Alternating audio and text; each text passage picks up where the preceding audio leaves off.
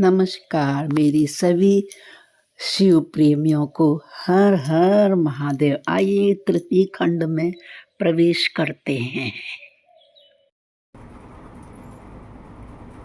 संजीव पंत के चैनल में आप सबका स्वागत है। शिव महापुराण का द्वितीय खंड पूर्ण हो चुका है।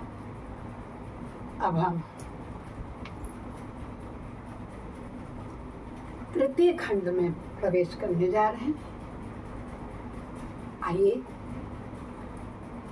सभी देवी देवताओं का आह्वान करें। गजाननं भूतगणाद सेवितं कपित्त जम्बो फज्जारुक्षो उमासुदं शोक विनाशकारकं नमामि विघ्नेश्वर पारपंकजं नीलाम्बुजश्यामल कोमलांगं सीता समारोपितुमां पाणो महासायक चारुचापं नमामि रामं रघुवंशनाथं कर्पूरगौरं करुणावतारं संसारसारं भुजगेन्द्रहारं सदा वसन्तं हृदयारविन्दे भवं भवानी सहितं नमामि। गुरुर्ब्रह्मा गुरुर्विष्णु गुरुर्देवो महेश्वर गुरु साक्षात् परब्रह्म तस्मै श्री गुरुवे नमः। तस्मै श्री गुरुवे नमः। आनंदी आनंद कर सब संकट दूर, जो सेवक शरण पड़े सदा रहें भरपूर। तुम दाता हम मांगता, दिया तुम्हारी खाए।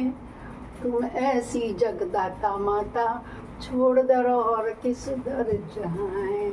सदा भवानी दाहिनी सिद्धि करें गणेश, पंचदेव रक्षा करें ब्रह्मा विष्णु महेश।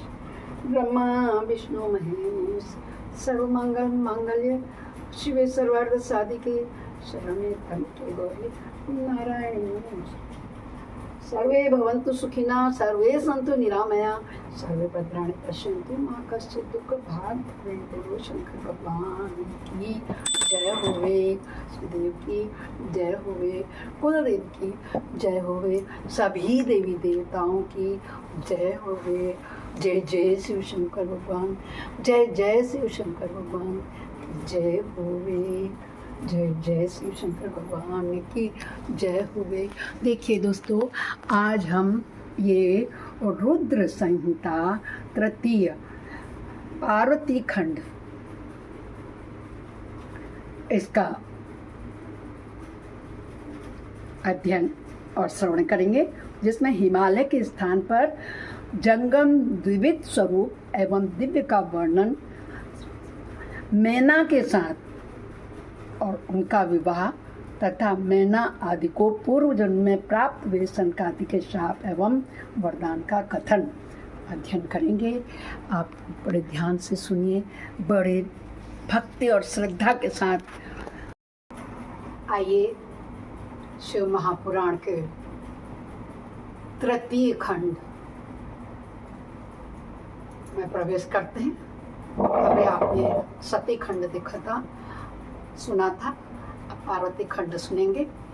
इसमें हम हिमालय के स्थावर जंगम जो है ना, विविध स्वरूप एवं दिव्य का वर्णन, मैना के साथ उनका विवाह और मैना आदि को पूर्व जन्म में प्राप्त हुए सनकादि के शाप एवं वरदान का कथन सुनेंगे। आज हम दोस्तों अध्याय प्रथम और द्वितीय में प्रवेश करेंगे। नारद जी ने पूछा, किनसे पूछा? ब्रह्मा जी से। हे ब्राह्मण, पिता के यज्ञ में अपने शरीर का परित्याग करके दक्ष कन्या जगदम्बा सती देवी किस प्रकार गिरिराज हिमालय की पुत्री हुई? किस तरह अत्यंत उग्र तपस्या करके उन्होंने पुनः शिव को पति रूप में प्राप्त किया? यह मेरा प्रश्न है, आप इस पर भली भांति और विशेष रूप से प्रकाश डालिए। ब्रह्मा जी बोले, हे मुने नारद, तुम पहले पार्वती की माता के जन्म, विवाह और अन्य भक्तिवर्धक पवित्र चरित्र को सुनो। मुनि श्रेष्ठ, उत्तर दिशा में पर्वतों का राजा हिमवान नामक महान पर्वत है, आप लोग भी जानते हैं। जो महातेजस्वी और समृद्धिशाली है। उसके दो रूप प्रसिद्ध हैं, एक स्थावर और दूसरा जंगम। मैं संक्षेप में उसके सूक्ष्म स्थावर स्वरूप का वर्णन करता हूँ। मैं नहीं कह रही, ब्रह्मा जी कह रहे हैं नारद जी के क्वेश्चन का आंसर देंगे।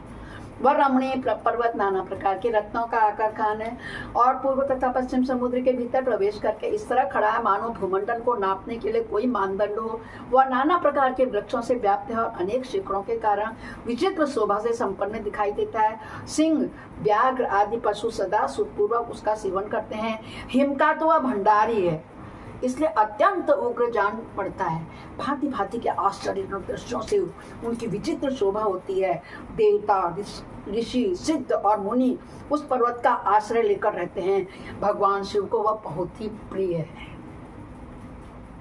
हिमवान पर्वत, हिम रहते ना हमेशा, इसलिए तपस्या करने के स्थान उन्होंने वही चुना है। स्वरूप से ही वह अत्यंत पवित्र और महात्माओं को भी पावन करने वाला। तपस्या में वह अत्यंत शीघ्र सिद्धि प्रदान करता है। अनेक प्रकार के धातुओं की खान और शुभ है। वही दिव्य शरीर धारण करके सर्वांग सुंदर रमणीय देवता के रूप में भी स्थित है। भगवान विष्णु का अविकृत अंश है, इसीलिए वह शैलराज साधु संतों को अधिक प्रिय है। वहां जाकर के लोग, सभी लोग क्या करते हैं? तपस्या करते हैं, सभी देवताओं का आह्वान करते हैं, उनको प्रसन्न करके वरदान प्राप्त करते हैं। कौन कह रहा है? ब्रह्मा जी कह रहे हैं। किससे कह रहे हैं? नारद जी से। एक समय गिरिवर हिमवान ने अपनी कुल परंपरा की स्थिति और धर्म की वृद्धि के लिए देवताओं तथा पितरों को हित करने की अभिलाषा से अपना विवाह करने की इच्छा की। मुनीश्वर उस अवसर पर संपूर्ण देवता अपने स्वार्थ का विचार करके दिव्य पितरों के पास आकर उनसे प्रसन्नता पूर्वक बोले। मैंने आपको एक बार पहले भी बताया था कि इस पितर पक्ष में भी शिव महापुराण का बड़ा महत्व है। देख रहे हैं आप, हम सावन से पढ़ते चले आ रहे हैं, सावन से हम लोग पढ़ते चले आ रहे हैं और पितर पक्ष चल रहे हैं। ये भी जब गिरिवर हिमवान ने अपने शादी करने के लिए सोची तो पितरों का हित करने के लिए अभिलाषा से, तब भी वो कहाँ गए? पितरों के पास गए।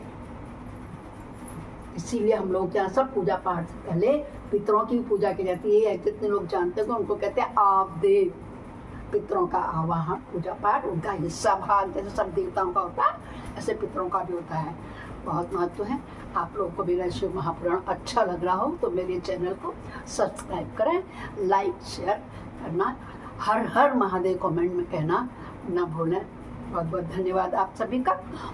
उस अवसर पर संपूर्ण देवता अपने स्वार्थ का विचार करके दिव्य पितरों के पास आकर उनसे प्रसन्नता पूर्वक बोले। देवताओं ने कहा, हे पितरों, आप सब लोग प्रसन्न चित्त होकर हमारी बातें सुनो। यदि देवताओं का कार्य सिद्ध करना आपको भी अभिष्ट हो तो शीघ्र वैसा ही करें। आपकी ज्येष्ठ पुत्री जो मेना नाम से प्रसिद्ध है, वह मंगल रूपिणी है। उसका विवाह आप लोग अत्यंत प्रसन्नता पूर्वक हिमवान पर्वत से कर दो। कहने गए। ऐसा कहने पर आप सब लोगों को सर्वथा महान लाभ होगा और देवताओं के दुखों का निवारण भी पग पग पर होता रहेगा।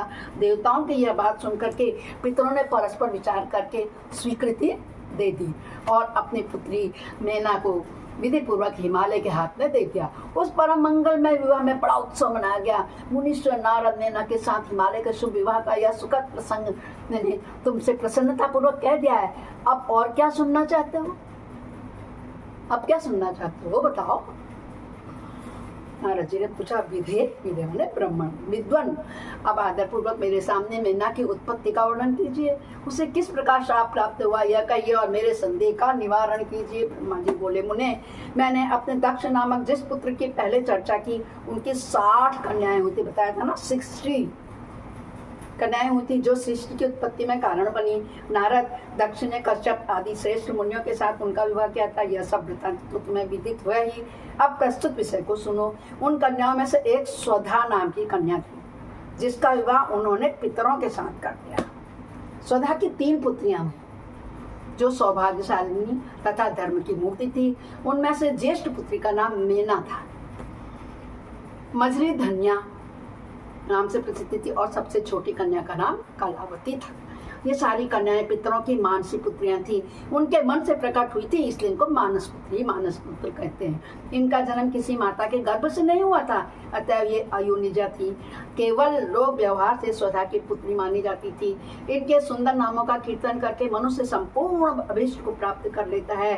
ये सदा संपूर्ण जगत की वंदनीय लोक माताएं हैं और उत्तम अभ्युदय से सुशोभित रहती हैं। सबके सब परम योगिनी ज्ञान निधि तथा तीनों लोकों में सर्वत्र जा सकने वाले हैं। मुनीश्वर एक समय वे तीनों बहनें भगवान विष्णु के निवास स्थान श्वेत द्वीप में उनका दर्शन करने के लिए गई। भगवान विष्णु को प्रणाम और भक्ति पूर्वक उनकी स्तुति करके वे उन्हीं की आज्ञा से वहां ठहर गई। उस समय वहां संतों का बड़ा भारी समाज एकत्र हुआ था।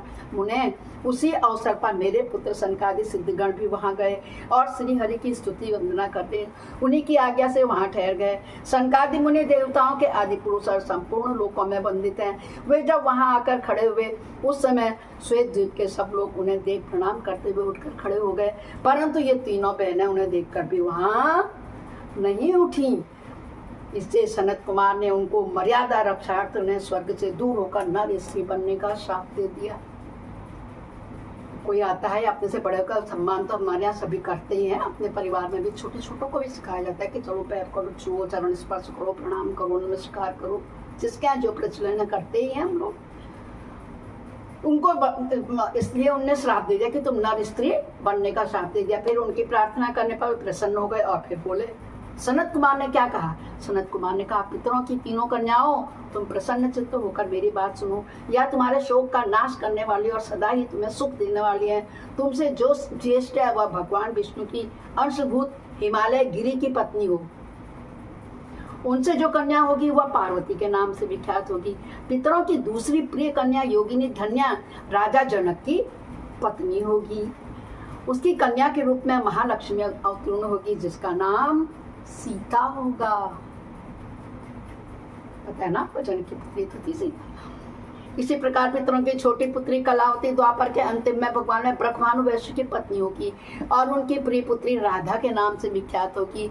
योगिनी मेना पार्वती जी के वरदान से अपने पति के साथ उसी शरीर से कैलाश नामक परम पद को प्राप्त हो जाएगी। धन्या तथा उनके पति जनकपुर में उत्पन्न हुए जीवन मुक्त महायोगी राजा शीर्ध्वज लक्ष्मी स्वरूपा सीता के प्रभाव से वैकुंठ धाम में जाएंगे। ब्रह्मानु के साथ वैवाहिक मंगल कृत्य संपन्न होने के कारण जीवन मुक्त योगिनी कलावती भी अपनी कन्या राधा के साथ गोलोक धाम में जाएंगी। इसमें संशय नहीं है। विपत्ति में पड़े बिना कहाँ किनकी महिमा प्रकट होती है। उत्तम कर्म करने वाले पुण्यात्मा पुरुषों का संकट जब टल जाता है तब उन्हें दुर्लभ सुख की प्राप्ति होती है। दोस्तों, सखियों, भक्तों, कभी भी जब दुख मिलता है ना, तो जब तक वो दुर्लभ स्थिति पर नहीं पहुंचता है चरम सीमा में, तब तक वो ठीक नहीं होता है। दुख का भूख, रोग का भूख जब पूरा होता है तभी वो सुख मिलता है। ठीक रात्रि के प्रकाश से जब घनघोर अंधेरा होता है तब से सूर्य का किरणें आती हैं, रश्मियां, तब प्रकाश होता है। इसी प्रकार दुख और सुख जीवन के एक चक्र हैं। कह रहे हैं तब उन्हें दुर्लभ सुख की प्राप्ति होती है। अब तुम लोग प्रसन्नता पूर्वक मेरी दूसरी बात सुनो, जो सदा सुख देने वाली है। मेना की पुत्री जगदम्बा पार्वती देवी अत्यंत दुस्सह तप करके भगवान शिव को प्रिय पत्नी बनेगी। धन्या की पुत्री सीता भगवान श्री राम जी की पत्नी होगी और लोकाचार का आश्रय ले श्री राम के साथ विहार करेंगी। साथ साथ गोलोक धाम में निवास करने वाली राधा ही कलावती की पुत्री होंगी। वे गुप्त स्नेह में बंधकर श्री कृष्ण की प्रीतमा बनेंगी। ब्रह्मा जी कहते हैं, हे नारद, इस प्रकार शाप के ब्याज से दुर्लभ वरदान देकर सबके द्वारा प्रशंसित भगवान सनत कुमार मुनि भाइयों सहित वहीं से अंतर्ध्यान हो गए। तात पितरों की मानसी पुत्री वे तीनों बहनें इस प्रकार शाप मुक्त हो सुख पाकर तुरंत अपने घर को चली गई। इस प्रकार रुद्र संहिता के तृतीय खंड पार्वती खंड का पहला और दूसरा अध्याय पूरा हुआ। बोलो शंकर भगवान की जय।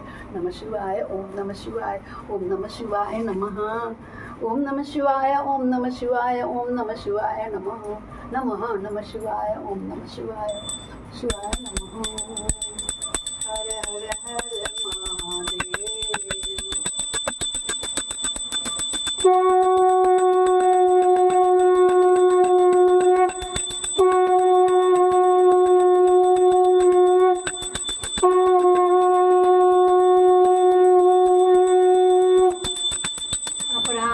सहस्राणि क्रियन्ते अनिशम्य दासोऽहमिति मम त्वां क्षम्यस्य परमेश्वरी आवाहनं न जानामि विसर्जनं पूजां च न जानामि क्षम्यतां परमेश्वरी मंत्रहेनं क्रियाहीनं भक्तिहीनं श्रीश्वर यद् मया देव परिपूर्णं तत् मे। इस प्रकार शिव महापुराण का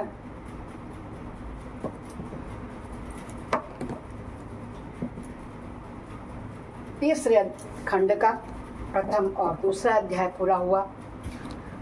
इसको सुनने मात्र से ही हमारी जन्म जन्म की व्यथा समाप्त होती है।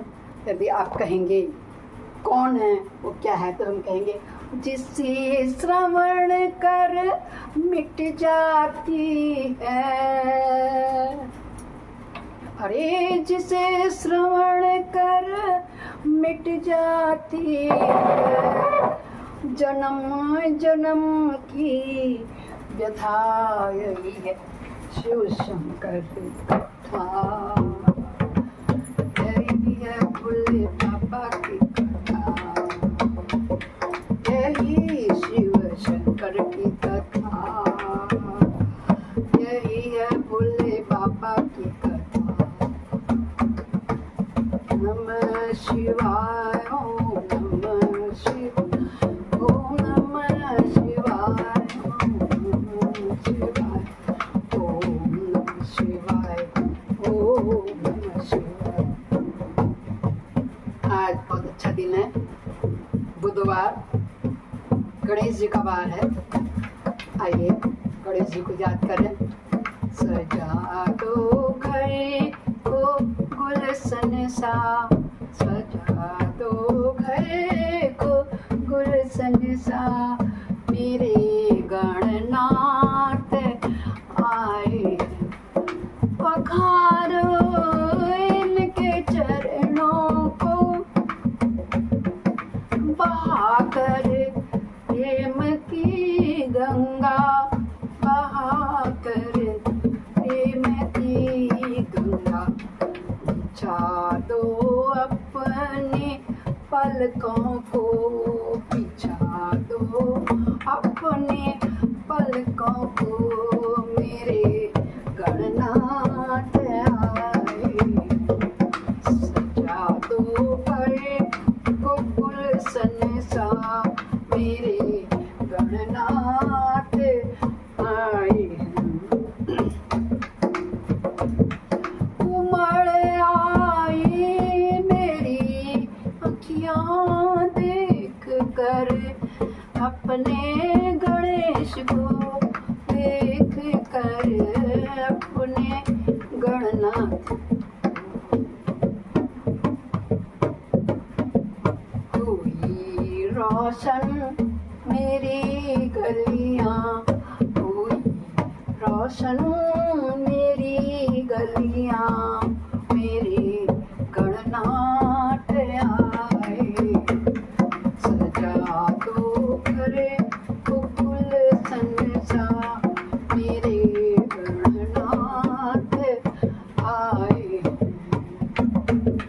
तुम आकर फिर नहीं जाना मेरे इस दिल की दुनिया से, मेरे इस दिल की दुनिया से। कहूँ सबसे यही हरदम, कहूँ सबसे यही हरदम, मेरे गणराज आए। सजा दो गए गुलशन सा, मेरे गणनाथ, मेरे गणनाथ आए। बोलो शंकर भगवान की जय। शंकर पुत्राय नमो नमः, गौरी सुताय नमो नमः। कल फिर मिलते हैं अध्याय तीसरे में। तब तक के लिए सबको हर हर हर महादेव। पाप हर, कष्ट हर, संकष्ट हर, दुख हर, कर सभी समस्याओं का है। ऐसे शंकर भगवान को बारंबार प्रणाम है।